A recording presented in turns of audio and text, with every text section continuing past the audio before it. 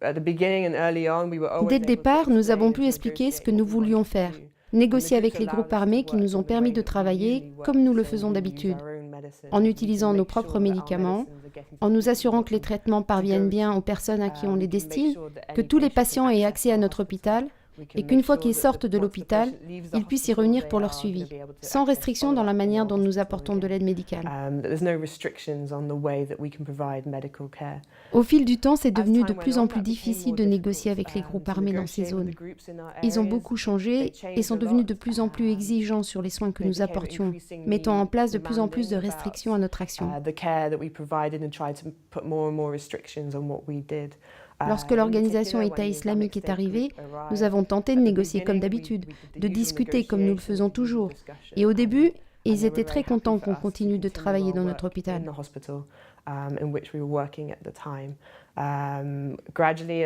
Mais petit à petit, avec le temps, ils nous ont empêchés de plus en plus de faire ce que nous souhaitions.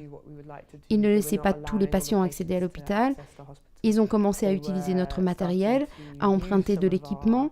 Et finalement, comme on le sait, tout cela a conduit au kidnapping de nos collègues dans un autre projet. Pour nous, c'est presque comme un échec en termes de négociation. On s'est toujours félicité de pouvoir obtenir des accords avec ces groupes au niveau local.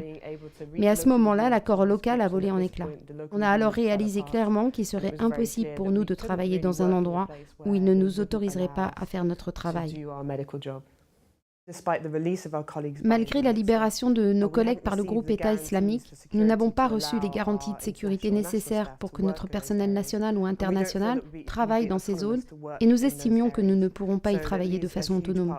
Il y a donc une grande partie du pays à laquelle nous ne pouvons apporter une aide humanitaire. On sait que les besoins sont énormes en Syrie. Près de la moitié de la population est déplacée, que ce soit à l'intérieur ou à l'extérieur du pays. Nous ne pouvons accéder et travailler que dans une petite partie du pays. Nous savons qu'il y a toujours énormément de besoins liés aux blessures de guerre.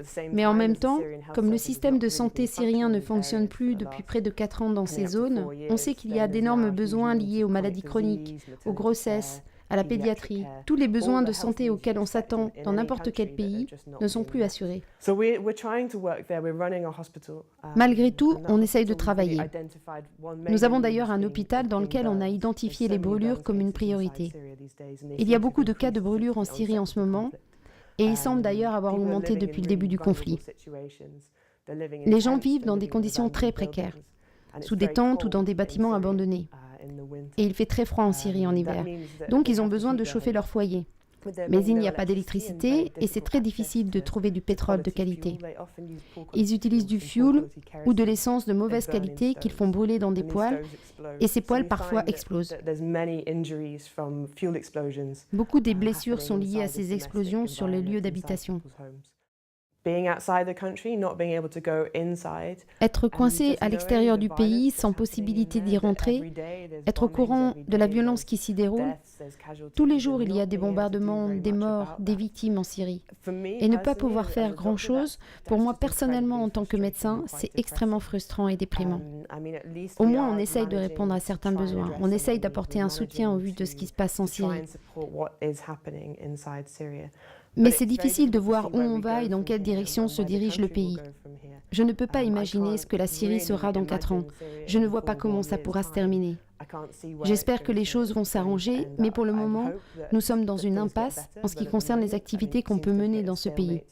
Mais on continue d'essayer.